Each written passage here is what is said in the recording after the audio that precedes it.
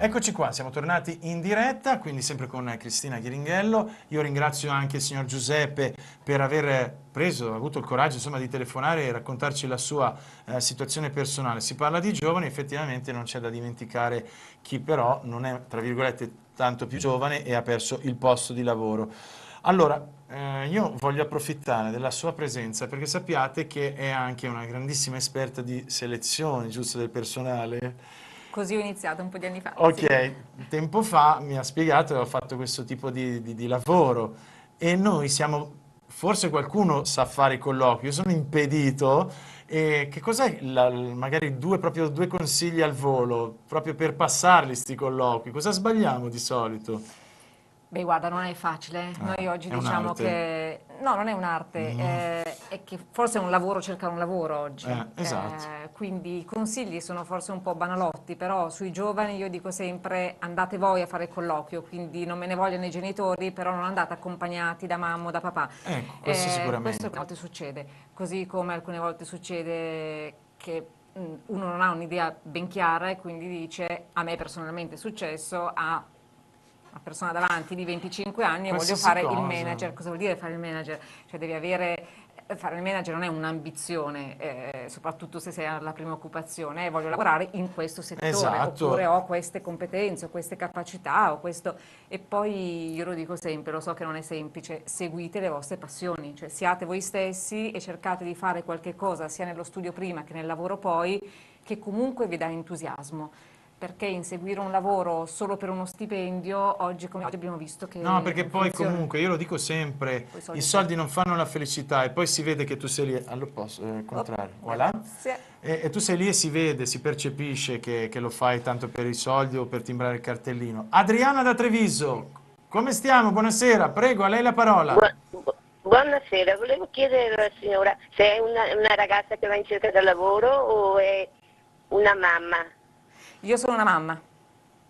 Ah, una mamma. No, perché l'ho sentita dire che le mamme ambirebbero che i propri figli, quando sono laureati, trovassero lavoro, però No.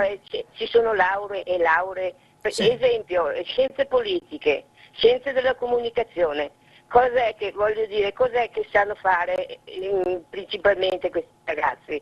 Le lauree devono essere in ingegneria, cioè bisogna che questi ragazzi si adattino, perché si adattino a fare anche quello che trovano. Non si può pretendere, sì, anche pretendere che perché sono laureati devono trovare il posto a loro congeniale. Trovo un po' assurdo questo. Ha capito? Lauree in Sì, scienze della comunicazione, poi ho sentito dire anche in manager. Sai che qui dalle nostre parti hanno abolito tutti i manager perché facevano andare in perdita le fabbriche, sinceramente. ma io ho detto proprio Mi quello, signora. sente? sì, Sì, sì, la signora appunto, la dottoressa Ecco, Ghiringhello diceva proprio quello che stai dicendo, Adriana. io stavo ecco, appunto perché dicendo che... avevo Grazie Adriana, visto, un bacione. sì, salve.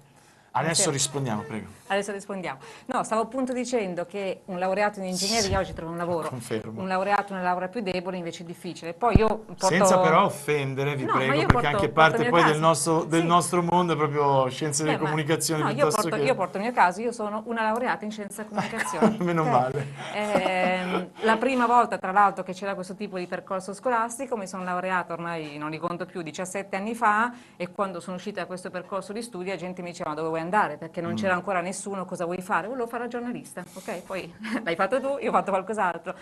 Oggi comunque sono un amministratore delegato di 3 società diverse e con una laurea debole, però mi sono data da fare, ho fatto la cameriera in pizzeria, ho fatto di tutto e di più, ho dato ripetizioni, mi sono messa a lavorare 10-12 ore al giorno da subito, sono andata in giro, dal Piemonte mi sono Sì, è spostata in anche altri è luoghi, anche un po' questo che manca, cioè il purtroppo questo fatto è. di, come diceva Adriana, sapersi accontentare, ma Sì. soprattutto saper darsi da fare. E qui ci siamo un po', per alcuni, e non tutti i giovani sono così, per alcuni si poltrisce alla grande aspettando che la manna dal cielo arrivi.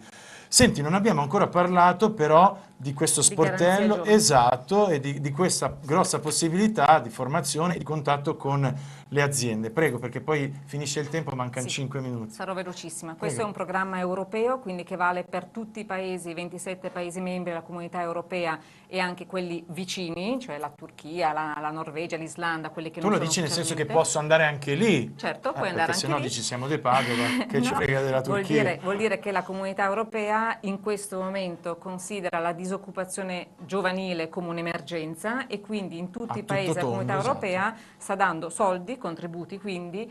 Per l'Italia sono tantissimi soldi, per il Veneto solo sono 83 milioni di euro in 2 anni per dare al giovane, diciamo, 3 opportunità. Quindi è un patto che l'Europa fa con i giovani e si impegna entro 4 mesi dal momento in cui il giovane chiede aiuto, nel senso che si iscrive a un portale che si chiama Click Lavoro, che c'è sia a livello nazionale sia Click Lavoro Veneto, gli offre 3 opportunità, che sono un corso di formazione finanziato, quindi per il giovane ha nessun tipo di costo a fare questo tipo di attività, ha un piccolo rimborso per i buoni pasto e cose simili, un'opportunità di tirocinio, quindi uno stage, un tirocinio in un'azienda.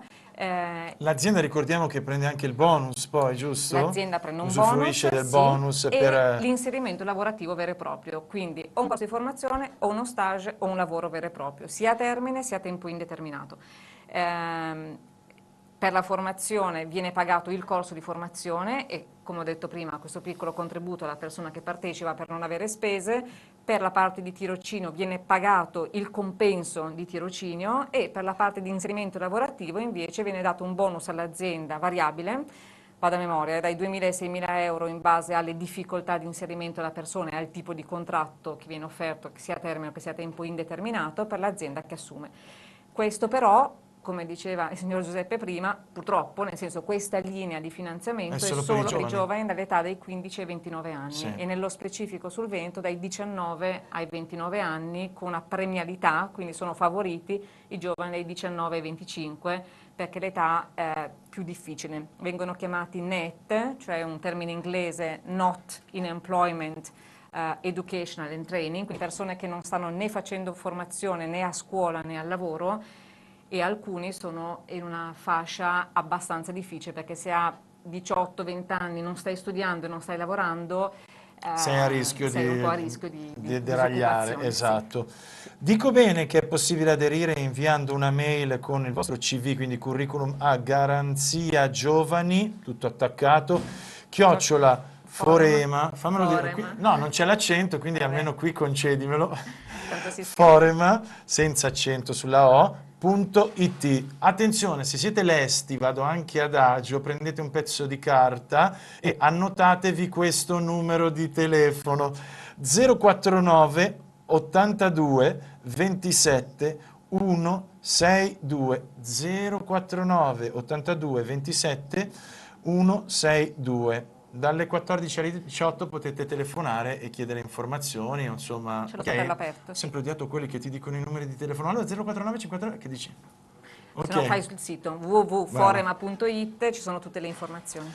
Ok, purtroppo il tempo è volato, siamo riusciti a dire poco e niente su questo mondo, l'importante è che vi siate annotati questa Garanzia Giovani @forema.it e il numero di telefono, così che possiate avere la possibilità di aderire e quindi trovare il vostro posto di lavoro. Cercate anche di poi aderire per quanto riguarda invece voi per la fascia, quella di cui parlava il signor Giuseppe, che, Noi abbiamo che in tante attività passato, anche per esatto, queste. che in passato avete Sì. comunque e ancora Sì. sono presenti. Sì. Ok, perfetto. Allora, ahimè, io devo salutarti.